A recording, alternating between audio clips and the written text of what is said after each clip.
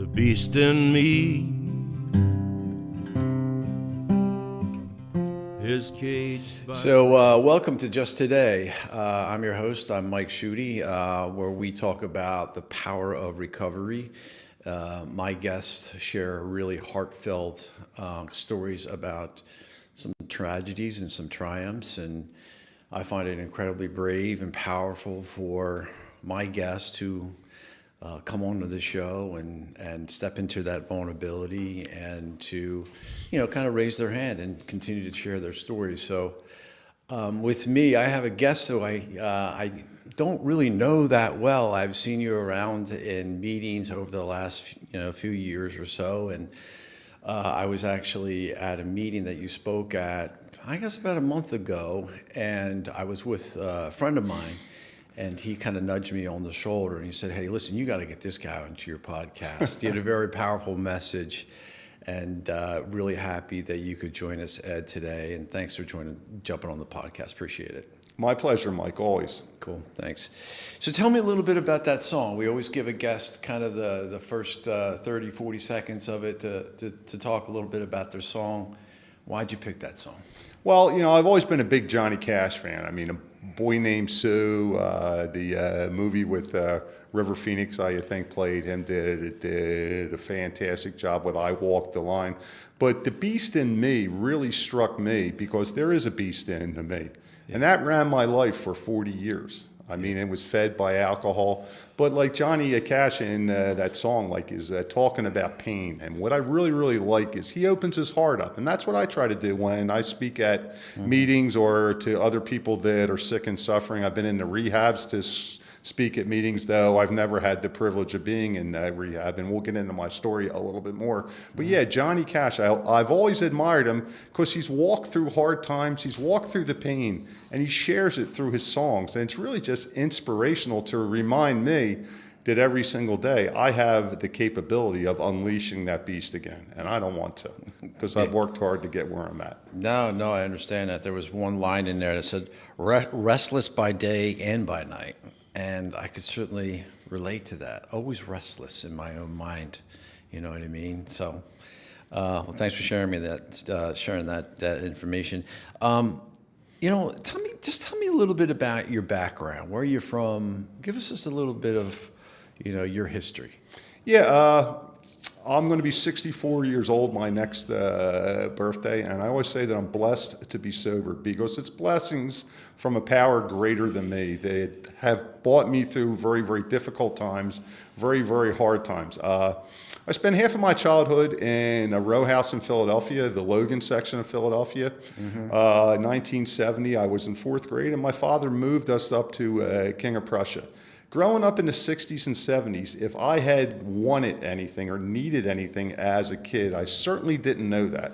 Because back in those days, we just went out. We went out, we explored, we played sports, we made friends. It wasn't like today. I mean, I have a daughter that played travel softball, and the parents were always involved. But we went out, street hockey, everything like that. It was really, really a great time to grow up.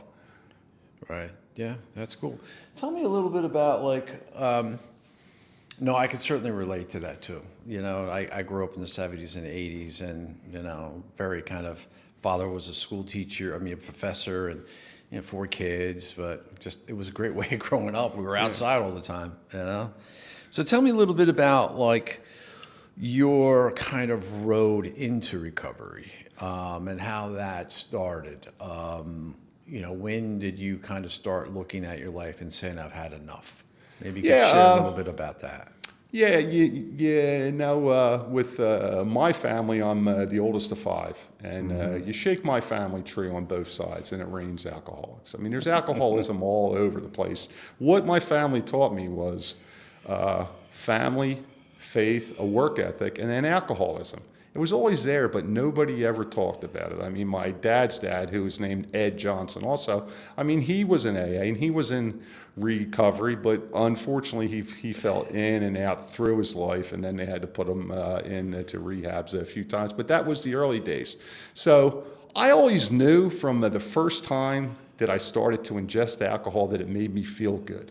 Okay, drugs are not part of my story. I mean, I went to Upper Marion High School back in the 1970s. It's amazing because Upper Marion High School was voted one of the most easiest schools to buy drugs in back in the 1970s. Nothing against the school district or people there, but drugs aren't a part of my problem. But alcohol was. It always made me feel good, and I knew it was a problem because, I mean, the beast in me roared. It was drink, drink, drink, fight, fight, fight. I never met a problem I couldn't drink my way out of or punch my way out of. And that's what my sponsor, Marty, says. And I knew from early on that I was an alcoholic. And I was really, really fortunate that I can tell you as our time goes on, I had 3 very important people that were put in my life, okay? The first guy was in 7th grade. I met a guy who's still one of my best friends. I talk to him every week. His name's John McCormick. And his father, Jake, died with 35 years of sobriety. He took me to my first AA meeting when I was in my 30s. I knew I was where I should have been, and, it just didn't stick. But I knew deep down inside, he planted the seeds of sobriety inside of me. And Jake was dead 4 years. He died in 2013. I got sober in 2017. And I credit my sobriety to the foundation of my sobriety being built and planted by that man. And that's how our program works. And what a great guy. What a great guy.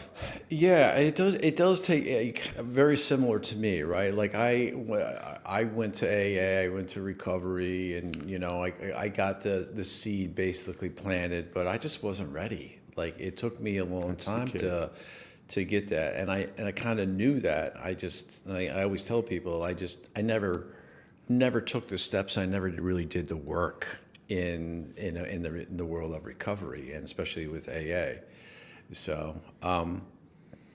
So tell me, I know, was there a time, or was it like when you had one of your darkest days where you're like, I just had enough? Because I've had a lot of those days. Yeah. But where you're just like, I think we all get to that place. Doesn't necessarily have to be rock bottom, but it's usually pretty dark where you're just, your life is not moving in the right direction. Maybe you could share a little bit about some of that. Yeah. I mean, I had plenty of dark times. I mean, I led a dark and sinful life for 40 years. I mean, on the front, like, I seemed like a great guy. I went to the gym. I worked 2 jobs, the house, the cars. But that was just a facade. I mean, deep inside, I was not settled, okay? I could not be a good father, a good husband, a good anything, because I'm an alcoholic. I'm a drunk. I drink, okay? And the darkest day that I had, I mean, you've probably heard me speak of this, was on Thanksgiving Day of 2017. Okay, I was still married to my second wife. We're in the process of splitting up. I've been married twice. I have 5 kids and 4 grandchildren. And I took the family car. I took it to Wawa. I gassed it up, and we were going to drive to North Jersey, okay, to go to my sister-in-law's house for Thanksgiving Day. And the car instinctively went to Screwball Sports Bar in King of Prussia. I mean, I had been there many, many times, and it wasn't one of my common haunts, but everyone from the neighborhood, from school, met there on Thanksgiving, and they would sit around and drink. And before that, we went to a place in Bridgeport called Desimone's Cafe. But anyway, I walked into that bar that morning, and I never felt so empty, so afraid, so alone. I knew it was over for me. I felt like that if I didn't do something, that my life was going to be over. I felt like my face was pressed up against death. I felt the darkness coming. I knew that if I didn't do something, okay, my life was going to be over. I walked into that bar, okay? I ordered a beer. I looked around. It's the same guys, okay? They were always there, okay? I looked up to God, and I said, help me. Please help me. I drank that bottle of Coors Light. I walked out of that bar. I haven't had a drink since. Something inside of me shifted. I felt something inside of me shift. There's the beast within us, but there's always something good in people too. Would you call that kind of the surrender point? Because that's the point that I had to hit. I just, I had to get on my knees and just say, I can't do this by myself any longer. I kind of gave up, right? That was at the point that I put the swords down. I mean, I stopped fighting. I still had a business.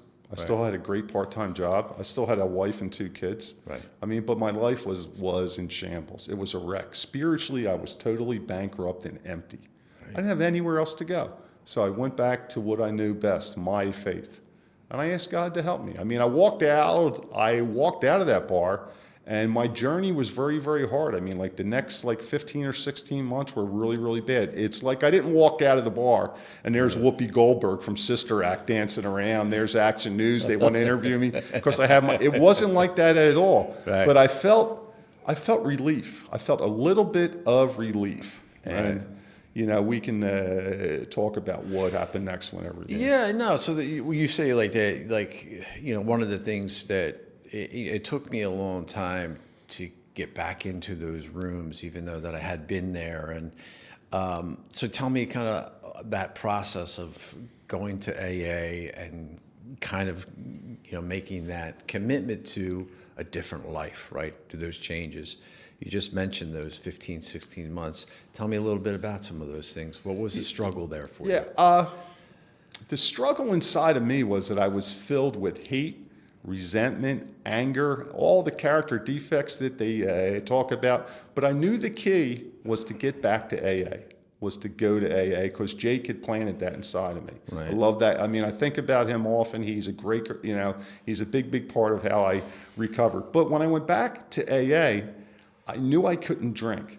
But I couldn't sit still. I was angry. I would bang on the table at the Morning Miracles. And there's a lot of people there that carried me that 8 years later are my closest friends. Right. But you have all that hate, resentment, and anger. And then as things progressed, and we'll end up getting it to that the light went off. I mean, like my first sponsor fired me. Okay, the next 2 sponsors I fired.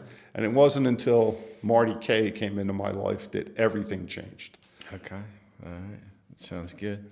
Tell me, what was the thing? Was it going through? What was a piece that changed for you? Was there a significant thing where you were just like, okay, like you said, you kind of gave up, and you wanted to get there? Was one of the things that you talked a little bit about was the powerlessness of the disease of addiction, right? You talk a little bit about that at the last meeting that you were at. Describe kind of that whole thing. Powerlessness is really, really a spiritual thing, is that you have no power over what's going to happen next. I mean, I can tell you that the first time that I came into AA, I ended up in a bar in Bridgeport that's no longer there. And it was one of my haunts. And I walked in and the bartender pushed a frosty mug of Budweiser right in front of me. At that moment, I was powerless. I had to have that drink and many more after that. Powerlessness also, I mean, I can tell you that the biggest gift that I've been given in this life is children, okay? And as much as I love my kids, okay, all of them, okay, and there isn't anything I wouldn't do for them, okay? And I'm not talking about the dark Batman stuff coming out of the sky to save the day. There isn't anything that I wouldn't do for my children, okay, except stop drinking. And I couldn't do that because I was powerless. I needed the power greater than me to lift me up out of that life, out of that rut, that dark hole that I had been in for so many years. Yeah, yeah.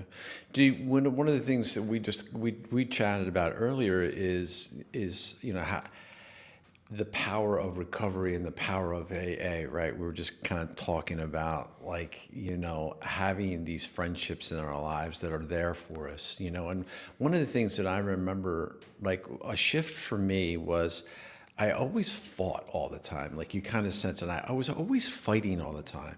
And when I finally accepted it, I was like, I realized that the people that were there only wanted the best for me, right? They didn't ask anything for me, and I look at my recovery with AA as like the Memphis Mafia. Like they're always there to protect us, Right. So, how's your life today? Like, tell me a little bit about your routine, about things that you do to stay in recovery, and just tell me a little bit about that. Yeah, what I do is I didn't drink every day, but alcohol controlled me every day. Right. I was either drunk hungover, or planning the next conquest. So I try to go to a meeting every single day. I exercise. I've been lifting weights since I was 14. I practice my faith. My faith is big. I mean, in the rooms of AA, I will not deny my God in front of anyone. But as far as my recovery goes, that's personal to me. That stays out in the parking lot. When we're in an AA meeting, when I'm talking, I brush upon my faith. I went back to my Catholic faith. That works for me. It gives me great strength. I mean, I wake up every single morning. You know, I have a routine where I pray and I look at the 24 hours a day thing for that day, and I try to get to a meeting. You know, I try to be grateful. You know, I try to put those things from the 24-hour-a-day book in my head before I get there. Right. Because if I beat them there, then guess what? It's going to be a tough day. Right. If Ed's inside his head first, guess what? All bets could be off.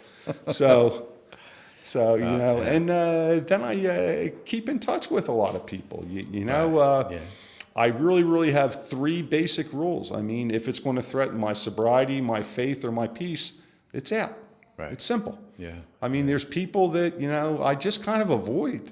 Right. You know, and some of them are blood, and some of them avoid me, and rightfully so. Maybe God will fix that at some point, but, you know, you never know, you know. But, you know, I stay in that channel of peace, which is what the 11-step prayer tells us, the prayer to St. Francis. Yeah. You know, make me a channel of your peace. And I try to be forgiving before I can be forgiving, and just stay in that channel of peace, because when I'm in that channel of peace, I can fully accept the graces of God. Because I was self-deceived for years. And being self-deceived, I was unable to receive the graces of God. Like my sponsor, Marty Kay, says, you know, you are eligible every day for a better life now. Yeah. What you do with it is up to you. And Marty was the man that changed things. I mean, I met Marty. I always say that he took me behind the woodshed and beat the shit out of me. Well, guess what? We sat in the classroom at the Malvern Center, and this guy called me out on everything. He was smarter than me. I couldn't get away from it. And we went through it. And, you know, I felt relief. I felt cleansing. I felt a better life. Yeah. When Marty came into my life. And I'll tell you a funny story, Marty's story. He's highly educated, really successful. But anyway, you know, it was about 2-3 years, and I called him up. I said, this is what happened. This is what I'm going to do. And this is how it's going to turn out. He says, you got it all figured out, huh? I said, yeah. He says, get to a meeting, put your hand up, and tell everyone that you're God. I had to go to like 3 or 4 meetings, put my hand up, and I'm an alcoholic, blessed to be sober.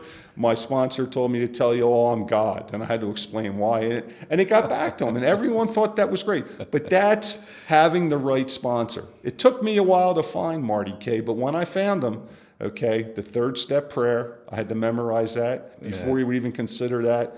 And that's where the turning over of all our life and our problems to God, that's where we built the foundation of sobriety. Right. We went back and did steps 1 and 2, sure, but at stage 2, okay, we began to believe in God. Okay, you believe in God, and then you trust God, and then everything changed. Yeah, I mean, I felt relief.